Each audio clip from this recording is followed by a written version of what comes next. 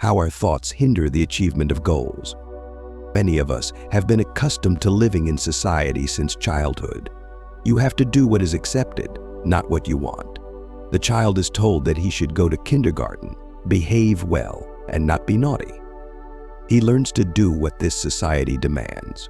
All feelings, desires, and emotions gradually sink into the depths, only occasionally manifesting themselves in the most difficult moments. It cannot be said that the ability to live in society and get along with other people is bad. But shutting yourself off from your desires is also wrong. Long ago, scientists stopped saying that thoughts are just flashes in our brain that are not always related to actions. In fact, they form the goals and actions that can lead a person to achieve their dreams. See how you feel about your financial condition. Most likely, you really want to get rich, become more successful or popular. But instead of acting, you prefer to think that you will not succeed. You think that someone else can achieve wealth, but not you. There are various reasons to justify someone's success and your failures. You remain in the role of a dreamer for life. If you are a modest person and it is not easy to meet new people, you just need to believe that you will be able to win over yourself. And to do this, you must have inner confidence in your abilities.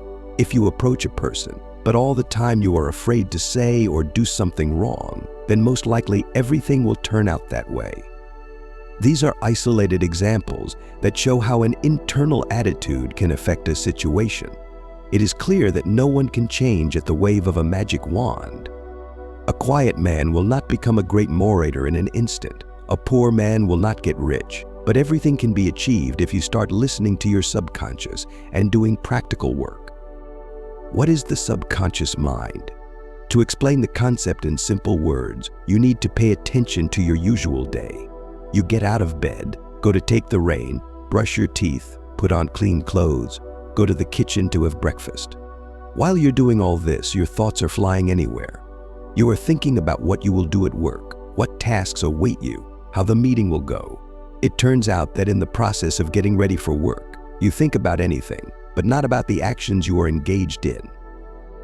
Why don't you think about how to brush your teeth, or how to dress for work, or a business meeting?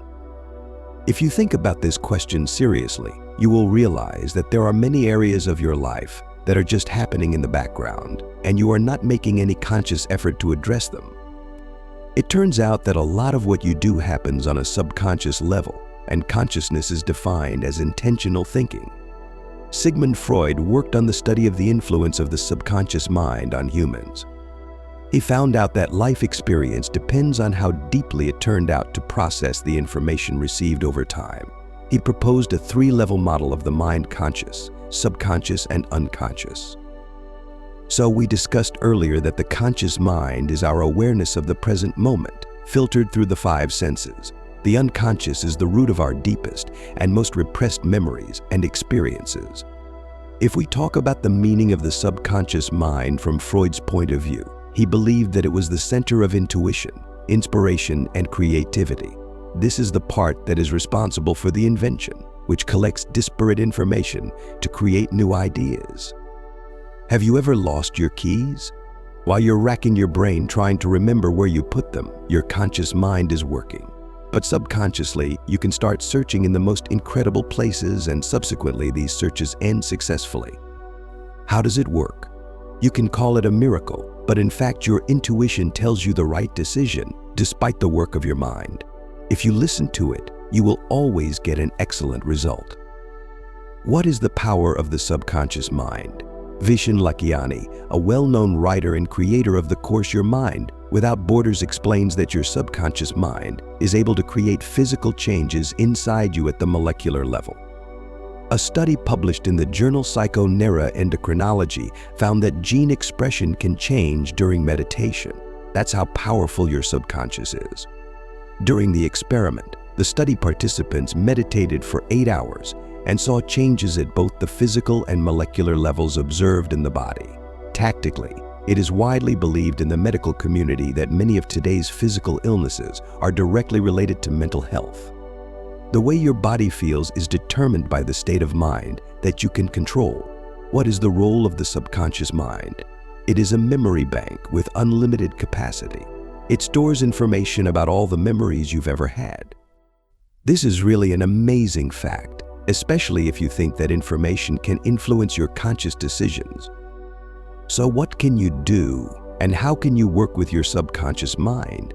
If you don't learn to control it, it can damage your emotional and psychological health.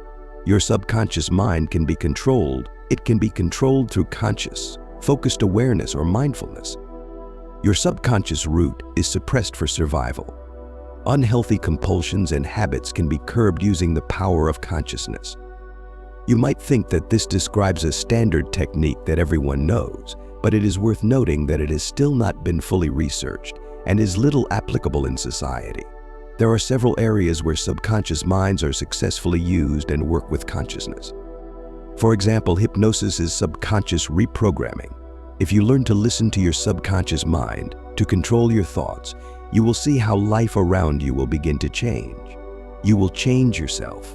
There are concepts such as limiting beliefs, self-awareness, intuition. All of them will have a new meaning for you as soon as you really understand that the power of the subconscious penetrates your consciousness.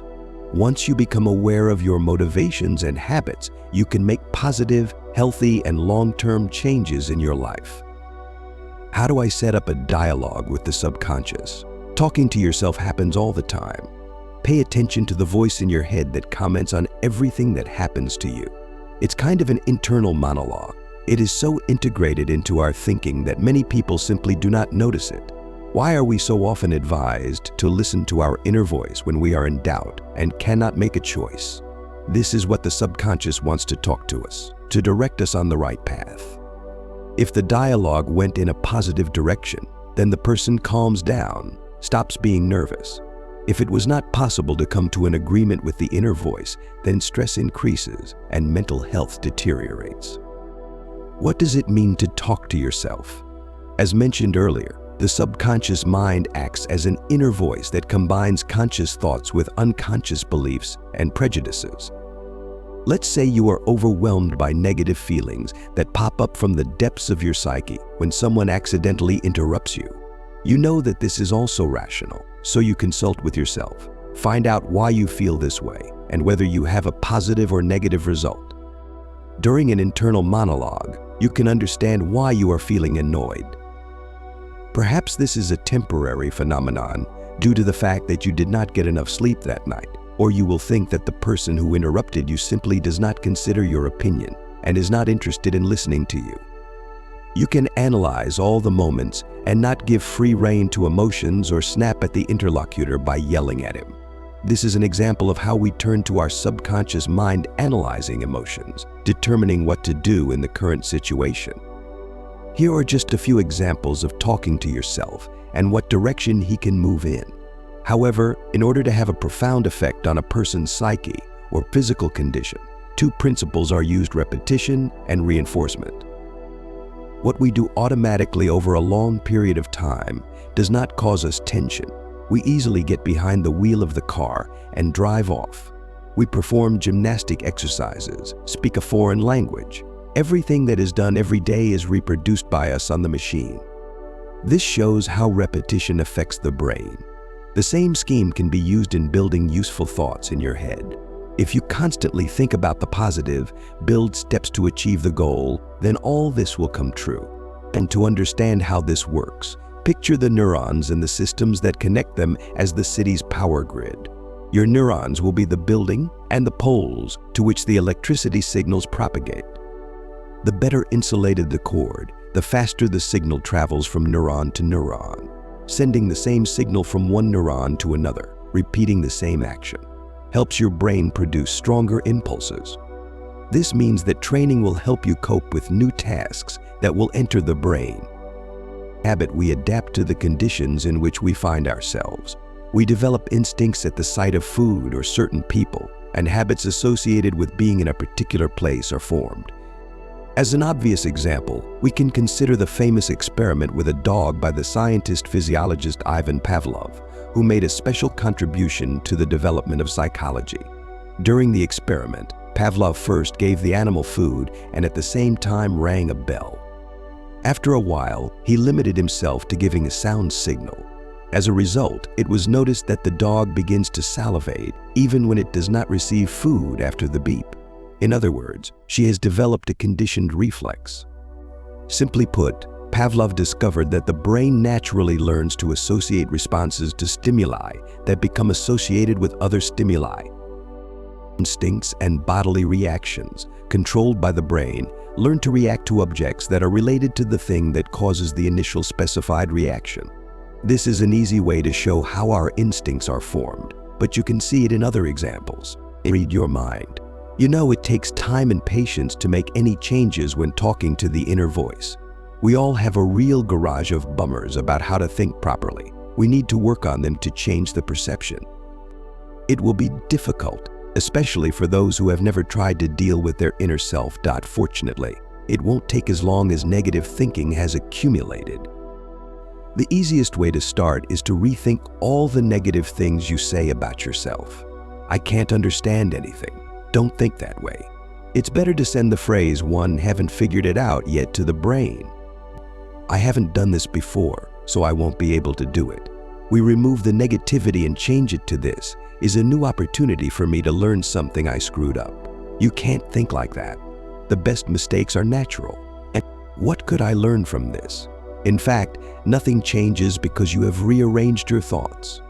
The event in reality remains that way, but you have done a great job for yourself.